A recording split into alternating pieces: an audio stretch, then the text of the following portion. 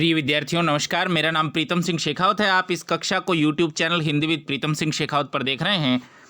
RPSC द्वारा आयोजित वरिष्ठ अध्यापक स्कूल व्याख्याता हिंदी रीट की आगामी पात्रता परीक्षा और जो चयन का आधार होने वाला है प्रश्न पत्र, उसके लिए हम आजकल हिंदी व्याकरण पढ़ रहे हैं। इसे देखना शुरू करिए। हम विकारी शब्दों को पढ़ रहे हैं और संज्ञा सर्वनाम क्रिया को हम पढ़ चुके हैं। मैंने आप लोगों को सबसे पहले जो बताया था उसको दोहरा कर मैं शुरू करता हूं। संज्ञा सर्वनाम विशेषण और क्रिया चारों विकारी हैं, यानी वचन लिंग कारक काल का प्रभाव इन पर पड़ता है। सर्वनाम को आप अलग रखिए क्योंकि लिंग से सर्वनाम प्रभावित नहीं होता। तो देखना शुरू करिए विशेषण को। परिभाषा आप लोग हमेशा से पढ़ते आए हैं। वास्तव में परिभाषाओं को याद करना बस एक पहचान बनाने जैसा है। उसके बाद हमको उदाहरणों से गुजरना होता है ताकि हम इस बात को तय कर सकें कि परिभाषा के हिसाब से हमको चीज़ें याद हैं कि नहीं हैं। तो देखिए, संज्ञा और सर्वनाम की विशेषता बताने वाले शब्दों को विशेषण कहते हैं। विशेषण के प्रयोग से व्यक्ति वस्तु का यथार्थ स्वरूप तो प्रकट होता ही है, साथ ही प्रभावशालीता भी बढ़ जाती है। तो विशेषण बात को प्रभावी बनाता है और विशेषता को प्रकट करता है। वो संज्ञा और सर्वनाम दोनों की विशेषता बताता है। देखिए परिभाषा, ऐसे शब्द जो संज्ञा या सर्वनाम की विशेषता बताते हैं विशेषण कहलाते हैं। और जिस शब्द की विशेषता बताते हैं, जिस शब्द की विशेषता बताते हैं वह शब्द विशेष्य कहलाता है। जैसे नीला आकाश, इस शब्द को देखना शुरू करिए, नीला आकाश। और यहीं से विशेषण को समझना शुरू करिए। आकाश की विशेषता उसका नीला होना है, ठीक है। आकाश की विशेषता जब नीला होना है तो नीला है विशेषण।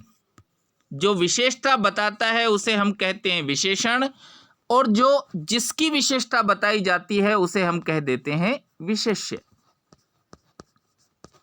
ठीक है। तो देखिए, अगर शब्द है छोटी पुस्तक, तो पुस्तक की विशेषता उसका छोटा होना है। तो जो छोटा है उसको हम कहते हैं विशेषण, और वो पुस्तक की विशेषता बता रहा है तो पुस्तक है विशेष्य, ठीक है। जैसे भला व्यक्ति, तो भला हो गया विशेषण और व्यक्ति हो गया विशेष्य। इसको आप लोग समझिए, विशेषता बताता है, अच्छा ही नहीं बताता। अगर लिखा है बुरा व्यक्ति,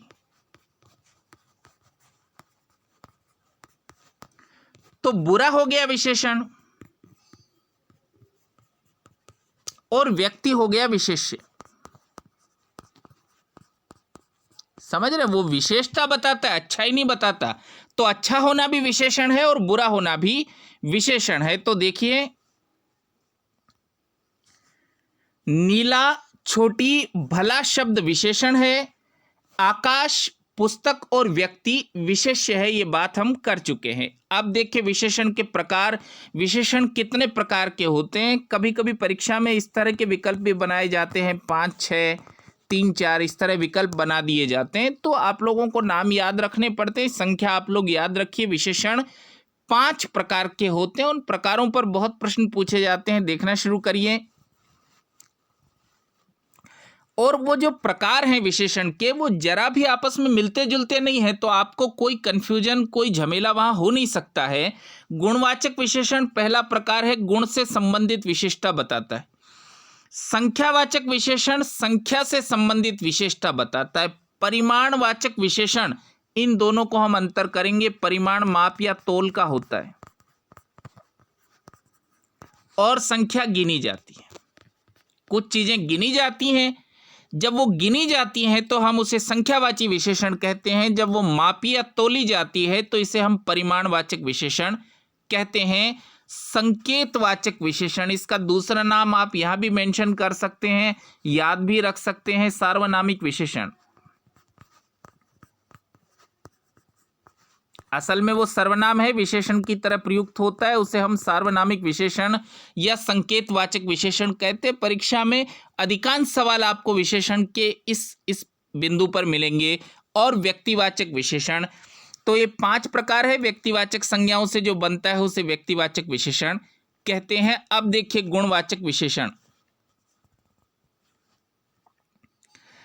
ऐसे शब्द जो किसी संज्ञा या सर्वनाम के गुण, दोष, रूप, रंग, आकार, स्वभाव, दशा का बोध कराते हैं उन्हें हम गुणवाचक विशेषण कहते हैं। तो गुणात्मक विशेषताएं गुण, दोष, रूप, रंग, आकार, स्वभाव इत्यादि बताएं तो इसे गुणवाचक विशेषण कहेंगे। अब देखिए पुराना कमीज, तो कमीज की विशेषता उसका पुराना होना है।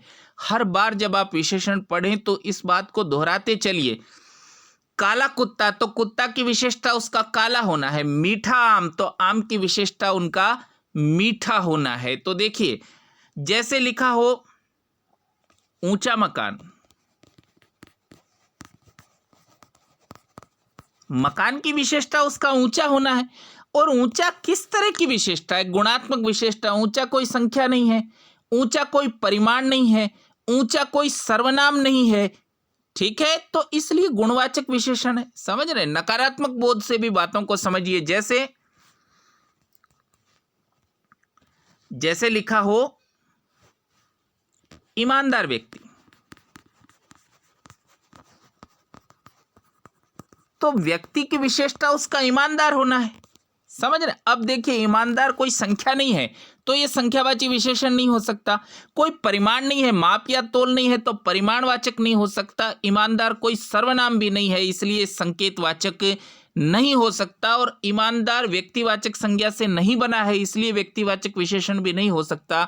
ये गुणात्मक विशेषता है इसलिए गुणवाचक विशेषण होगा। समझ रहे हैं? तो देखिए अगला संख्यावाचक विशेषण। ऐसे शब्द जो संख्या या सर्वनाम की निश्चित या अनिश्चित दोनों तरह की हो सकती है। भाई संख्या, निश्चित संख्या हो इसको आप निश्चित संख्यावाची विशेषण कह देते हैं, और अनिश्चित संख्या हो इसको आप अनिश्चित संख्यावाची विशेषण कह सकते हैं। संख्या क्रम या गणना का बोध कराते हैं, वो एक ही बात है।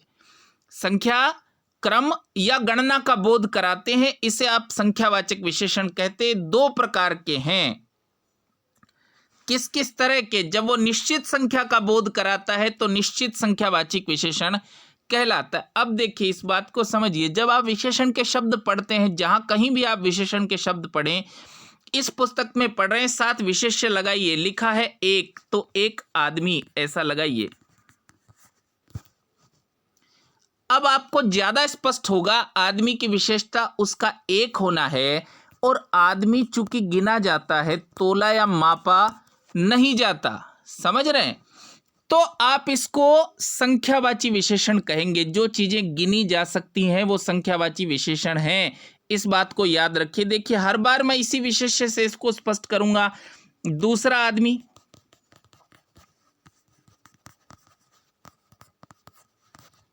ठीक है, तीनों आदमी,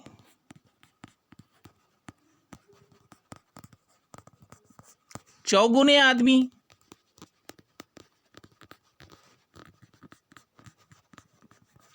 संख्या किसी भी रूप में हो, वो 1, 2, 3 की शक्ल में हो, दूसरा, तीसरा, चौथा की शक्ल में हो, तीनों, चारों, पांचों की शक्ल में हो, 4 गुना, 6 गुना, 2 गुना इस शक्ल में हो, अगर वो संख्या है और निश्चित है। आपने लिखा 2 गुना, तो 2 गुना होना निश्चित है भाई। तो हमको क्या देखना है कि सबसे पहले तो वो संख्या है, तो संख्यावाची विशेषण है, और 2 गुना एक निश्चित संख्या है। समझ रहे? इसलिए इसको निश्चित संख्यावाची विशेषण कहते हैं। अब देखिए अनिश्चित संख्यावाची विशेषण हो तो गिनी जाने वाली चीजें, ऐसी चीजें जिनको गिनी जाए, मापा या तोला नहीं जाए, गिना जाए जिन चीजों को, हो तो गिनी जाने वाली चीजें, लेकिन अनिश्चित हो। जैसे कई पुस्तकें तो गिनी जा सकती हैं पुस्तकें, लेकिन कई पता नहीं चल रहा कितनी, तो अनिश्चित संख्यावाची विशेषण होगा। अगर लिखा है कुछ लोग, कुछ आदमी, आदमी गिने जा सकते हैं पर यहां कुछ लिखा है। समझ रहे?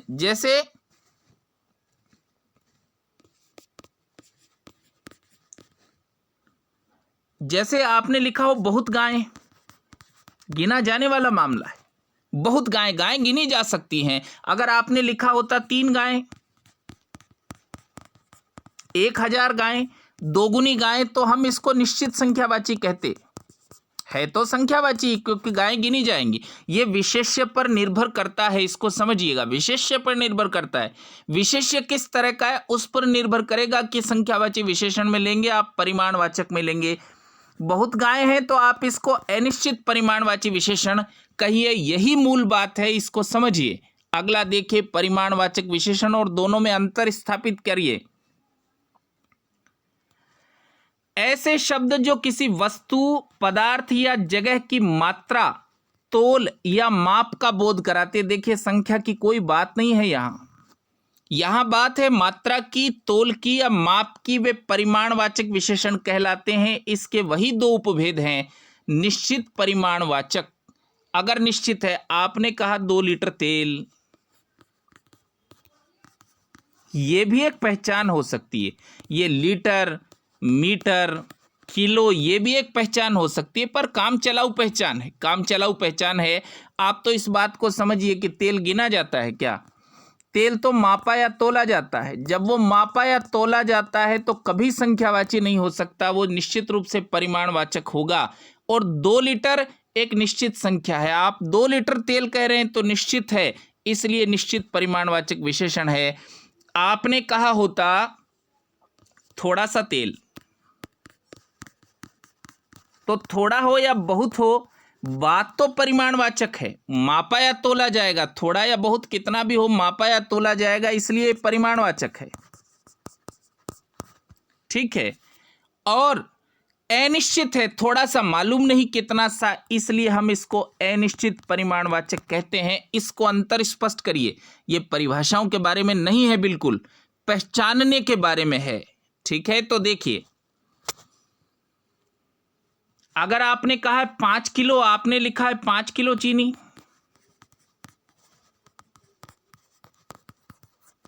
तो 5 किलो लिखिए या 50 किलो लिखिए, चीनी तो मापी या तोली जाएगी। लेकिन जब आपने निश्चित लिखा है तो वो निश्चित परिमाणवाचक होगा।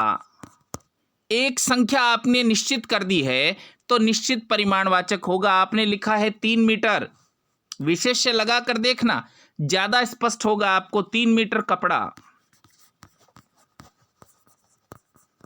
तो अब ये विशेषण है। देखो सबसे शुरू से समझिए इस बात को, विशेषण है। क्यों? क्योंकि कपड़े की विशेषता उसका 3 मीटर होना है, इसलिए ये विशेषण है। और विशेषण के प्रकारों में ये परिमाणवाचक है। क्यों परिमाणवाचक है ये? क्योंकि कपड़ा मापा या तोला जाता है। परिमाणवाचक में निश्चित परिमाणवाचक है क्योंकि हमारे पास एक निश्चित माप है 3 मीटर। समझ रहे हैं? इस बात को स्पष्ट करिए। विशेषण का सारा खेल इस बात पर टिका है। देखिए अगर आपने 2 लीटर, 5 किलो, 3 मीटर, ये कुछ निश्चित बताया, माप या तोल निश्चित बताया, तो आप इसको निश्चित परिमाणवाचक विशेषण कहेंगे। आपने अनिश्चित परिमाण बताया, थोड़ा, कम, ज्यादा इत्यादि। आपने कहा थोड़ा सा दूध, एक तो इस बात को स्पष्ट करिए कि दूध तो मापा या तोला जाएगा, मापा या तोला जाएगा तो परिमाणवाचक होगा। समझ रहे? मापा या तोला जाएगा तो, और थोड़ा सा मालूम नहीं कितना सा, इसलिए ये अनिश्चित परिमाणवाचक होगा। पहचान को स्थापित करके ये मिल नहीं सकता है गुणवाचक से। थोड़ा सा होना कोई गुण नहीं है, अच्छा होना गुण होता, खराब होना गुण होता। समझ रहे हैं? ये संख्या भी नहीं है क्योंकि गिना नहीं जाता, तो ये परिमाणवाचक है क्योंकि ये मापा या तोला जाता है। अंतर स्पष्ट करिए। आप जितना अंतर स्पष्ट करते जाएंगे उतना विशेषण का सवाल सही होने की संभावना होगी। और अब देखिए संकेतवाचक विशेषण, मैं पहले बता चुका हूं कि ज्यादा चांसेज इस बात के हैं कि संकेतवाचक से सवाल पूछा जाए। आप स्कूल व्याख्याता के प्रश्न पत्र में जा रहे हैं, आप रीट में जा रहे हैं, वरिष्ठ अध्यापक में जा रहे हैं, प्रश्न हमेशा यहां बनने की संभावना है। असल में संकेतवाचक विशेषण एक सर्वनाम होता है, तो उलझने की गुंजाइश है। कब वो सर्वनाम होता है, कब वो संकेतवाचक होता है, इसको समझ लेना। ऐसे शब्द जो सर्वनाम है पर वाक्य में विशेषण की तरह प्रयुक्त हो रहे हैं, तो जब विकल्प बनाए जाते हैं तो 3 वाक्य तो ऐसे होते हैं जिनमें वो सर्वनाम होता है। एक वाक्य ऐसा होता है जिसमें वो सार्वनामिक विशेषण होता है।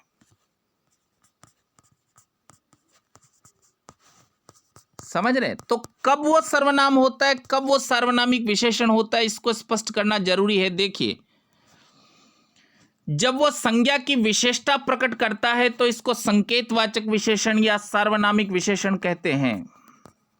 समझ रहे? मूलतः तो वो सर्वनाम ही है, लेकिन यहां विशेषण की तरह प्रयुक्त हो रहा है। चूंकि मूल रूप में ये सर्वनाम है, इसलिए इस विशेषण को सार्वनामिक विशेषण कहते हैं। पहचान स्थापित करिए। व्याकरण का पूरा, व्याकरण और आपका काव्य शास्त्र सब पहचान स्थापित करने पर चलता है। इस गेंद को मत फेंको, केवल एक बात समझिए कि उसके साथ संज्ञा है गेंद। जब गेंद उसके साथ आएगी, ऐसा लिखा होगा, इस गेंद को मत फेंको।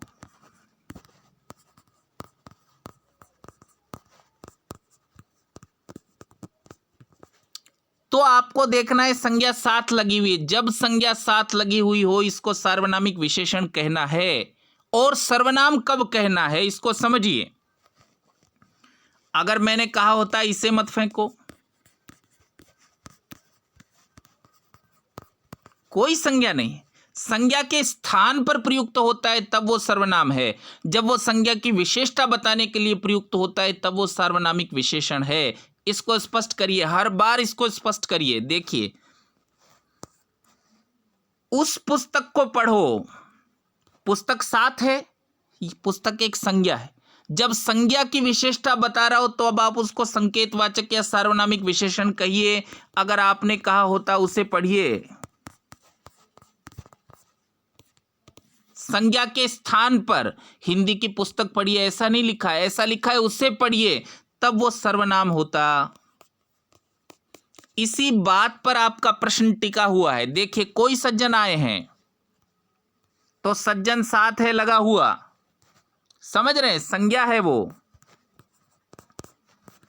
साथ है, वो कोई सज्जन आए हैं, ये साथ है। तो इसको देखिए, कोई ये विशेषण है, संज्ञा के साथ इस्तेमाल हो रहा है तो सार्वनामिक विशेषण है। अगर मैंने कहा होता कोई आए हैं, तो ये क्या होता? सर्वनाम होता। हर बार जब आप सार्वनामिक विशेषण या सर्वनाम का उदाहरण पढ़े, इसको स्पष्ट करिए। संज्ञा के स्थान पर प्रयुक्त होगा तो सर्वनाम है, संज्ञा के साथ प्रयुक्त होगा और विशेषता बताने के लिए प्रयुक्त होगा तो हम उसे सार्वनामिक विशेषण कहेंगे। मैंने आपको बता दिया है, परीक्षा में जब प्रश्न होंगे तो 3 प्रश्न, तो 3 सेंटेंस बनाएंगे वो सर्वनाम का, एक वो बनाएंगे सार्वनामिक विशेषण का। और पहचान बड़ी सिंपल है, उसके साथ संज्ञा लगी हुई होगी, गेंद, पुस्तक और सज्जन। इसी पर प्रश्न टिका हुआ है। देखिए, इन वाक्यों में इस, उस और कोई सार्वनामिक या संकेतवाचक विशेषण होता है। और अब देखिए व्यक्तिवाचक विशेषण, ऐसे विशेषण जो मूल रूप में व्यक्तिवाचक संज्ञा है, कैसे पहचानेंगे? मूल पर जाइए, मूल व्यक्तिवाचक संज्ञा है लेकिन वाक्य में विशेषण का कार्य कर रहे हैं, उन्हें व्यक्तिवाचक विशेषण कहा जाता है। यद्यपि ये स्वयं संज्ञा है किंतु वाक्य में संज्ञा शब्द की ही विशेषता बता रहे हैं। जैसे देखिए, बनारस संज्ञा है, आपको ऐसे लिख दे कोई कि बनारस क्या है, तो आप लोग तो जानते हैं कि भाई वो जातिवाचक संज्ञा है, व्यक्तिवाचक संज्ञा है, एक शहर का नाम है, एक शहर का नाम है तो व्यक्तिवाचक संज्ञा है। अब अगर उससे हमने कोई विशेषण बनाया और लिखा है बनारसी साड़ी, तो व्यक्तिवाचक संज्ञा बनारस से बना है, इसलिए इसको व्यक्तिवाचक विशेषण कहते हैं। साड़ी भी एक संज्ञा है, उसी की विशेषता बता रहा है बनारसी, समझ रहे हैं? जैसे देखिए, कश्मीरी सेव तो कश्मीर से बना है, ये विशेषण आपका कश्मीर से बना है और कश्मीर एक व्यक्तिवाचक संज्ञा है, इसलिए वो व्यक्तिवाचक विशेषण है। बीकानेरी भुजिया, तो भुजिया की विशेषता उसका बीकानेरी होना है, इसलिए तो वो विशेषण है। और बीकानेर एक व्यक्तिवाचक संज्ञा है। देखिए, बनारसी, कश्मीरी और बीकानेरी ऐसे ही संज्ञा शब्द हैं जो विशेषण की तरह इस्तेमाल हुए हैं। कुछ और शब्द लिख लीजिए भाई, अगर ऐसे लिखा होगा जोधपुरी साफा या लिखा हो जोधपुरी जूती, तो जोधपुर एक व्यक्तिवाचक संज्ञा है। कभी कभी ऐसा भी शब्द आपको मिलेगा जो आप जानते भी ना हो, इलाहाबादी अमरूद, अमरूद इलाहाबाद का बहुत मशहूर है भाई,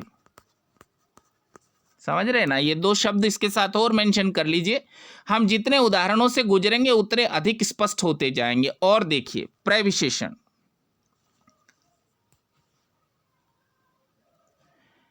ऐसे शब्द जो विशेषण की विशेषता बताते, परीक्षा में पहचानना आ जाता है भाई कि प्रविशेषण पहचानिए। एक तो प्रश्न पत्र जब आप लोग करें तो थोड़ा आराम से पढ़ के किया करें, कोई जल्दी नहीं है, वहाँ कोई जल्दी नहीं है। मैं बहुत सारे विद्यार्थियों से मिलता हूँ कि जी मैं हम 5 प्रश्न ऐसे कराए जो हमको आते थे, पढ़ने की हड़बड़ी थी, हड़बड़ी जैसा वहाँ कुछ है ही नहीं। आपकी जो तैयारी है वो आपकी मार्कशीट पर दिखती है, ठीक है। आराम से पेपर करिए, आराम से पढ़ के पेपर करिए, प्रश्नों को पढ़ने में कोई जल्दबाजी मत करिए, ये अत्यावश्यक है, ठीक है। तो देखिए ऐसे शब्द जो विशेषण की विशेषता बताते हैं प्रविशेषण कहलाते हैं। जैसे वह बहुत परिश्रमी है, ठीक है, वह बहुत परिश्रमी है, तो परिश्रमी तो हो गया विशेषण और बहुत हो गया प्रविशेषण, क्योंकि वो परिश्रमी की विशेषता है, ठीक है। तो देखिए सीता अति विनम्र लड़की है, तो लड़की की विशेषता तो विनम्र हो गया, और विनम्र की विशेषता हो गया अति, तो अति प्रविशेषण है। जब वो प्रश्न पूछते हैं ना तो विकल्प में आपको विशेषण जरूर देंगे विनम्र, ताकि आप भूल से हड़बड़ी में विनम्र को टिक कर दें, ठीक है। ये साथ आता है। देखिए जहां आपके गलत घूमने की गुंजाइश है, गलत मुड़ने की गुंजाइश है, वो मोड़ पेपर में जरूर मौजूद होता है। यही पेपर को सेट करने की कला है, ठीक है। तो देखिए इन वाक्यों में परिश्रमी और विनम्र विशेषण है, बहुत और अति प्रविशेषण है। जब वो प्रविशेषण पूछे तो प्रश्न पत्र ध्यान से पढ़िए, देखते ही आपको पता चल जाएगा। एक है जो विशेषण की विशेषता बता रहा है उसे प्रविशेषण कहते हैं। अब विशेषण की रचना, इस पर भी कोई प्रश्न बनता है भाई कि मूल रूप में तो कुछ शब्द विशेषण होते हैं और कुछ शब्द संज्ञा, सर्वनाम, क्रिया, अव्यय आदि को जोड़कर विशेषण बनाया जाता है। जैसे अब देखिए प्रश्न पूछेंगे संज्ञा से कौन सा विशेषण बना है। संज्ञा शब्द है, उसके साथ आप कोई प्रत्यय जोड़कर कोई विशेषण बना सकते हैं। जैसे आपने देखा था बीकानेरी, तो आपको पहचानना है कि ये जो बीकानेर है वो एक संज्ञा है। इसी फार्मूले पर ये काम करेगा। देखिए जैसे अगर उसने पूछा हो कि निम्नलिखित में से कौन सा शब्द एक संज्ञा से बना है, कौन सा विशेषण एक संज्ञा से बना है, ये प्रश्न पूछेंगे वो, निम्नलिखित में से कौन सा विशेषण एक संज्ञा से बना है, तो आपको उल्टा चलना है। आपके पास शब्द है रंगीन, आप देखिए मूल शब्द क्या है। रंगीन तो मूल शब्द है रंग, रंग से बना है, और रंग क्या है, एक संज्ञा है। इसको पहचानिए, रंग एक संज्ञा। अब देखिए राष्ट्रीय, उल्टे ढंग से इसको हल किया करिए। जैसे राष्ट्रीय, तो आपको देखना है किस शब्द से बना है। राष्ट्र से बना है और राष्ट्र एक संज्ञा है।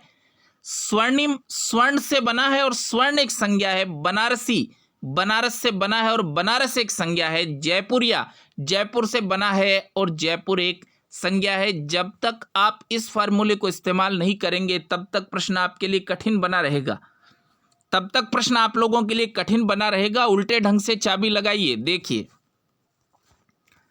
सर्वनाम से कौन सा विशेषण बना है। सार्वनामिक विशेषण होते हैं, देखिए मेरा, मैं से बना है और मैं एक सर्वनाम है। जैसे ही आप मूल शब्द पर पहुंचेंगे ना, उल्टे ढंग से आपको तुरंत पता चलेगा। जैसे तुम्हारा, तुम से बना है और तुम एक सर्वनाम है। वंदनीय, वंदन से बना है और वंदन करना एक क्रिया है। इसको समझिए, वंदन करना, पूजा करना एक क्रिया है और वंदनीय एक विशेषण है। जैसे लुटेरा, ठीक है, तो लुटेरा तो विशेषण है। जैसे आपने कहा लुटेरा व्यक्ति, व्यक्ति की विशेषता उसका लुटेरा होना है, वो लूट लेता है, ठीक है। अब लुटेरा किस से बना है, लूट से बना है, और लूटना एक क्रिया है। इतना आपको करना पड़ेगा, इतना आपको करना ही पड़ेगा। यह अनुमान तो आपको लगाना पड़ेगा कि लूटना एक क्रिया है। देखिए शब्द देखिए झगड़ालू, झगड़ा से बना है और झगड़ना एक क्रिया है।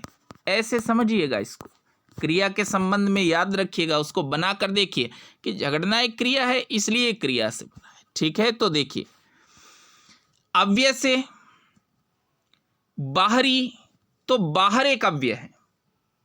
ठीक है ना, अव्ययों में भी हिंदी में कभी कभी थोड़ा थोड़ा परिवर्तन कर देते हम लोग, प्रत्यय लगा देते जबरदस्ती, तो बाहरी बन जाता है। तो पिछला, तो पीछे एक अव्यय है। इस बात को आप लोग समझिए, ये विशेषण है। आप लोगों को बहुत धन्यवाद।